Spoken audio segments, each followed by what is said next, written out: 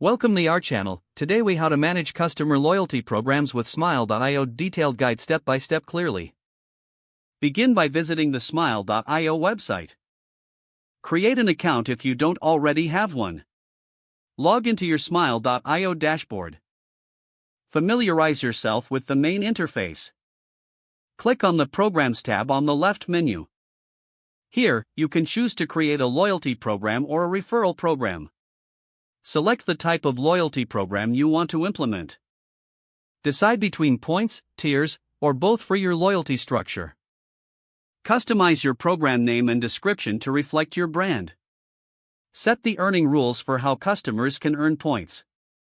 Include options for earning points through purchases, referrals, or social sharing. Adjust the point values to align with your business goals. Next, configure the redemption options. Determine how many points are needed for a reward. Choose from discounts, free products, or exclusive offers as rewards. Make sure the rewards are appealing to your customers. Review the program settings to ensure everything aligns with your strategy.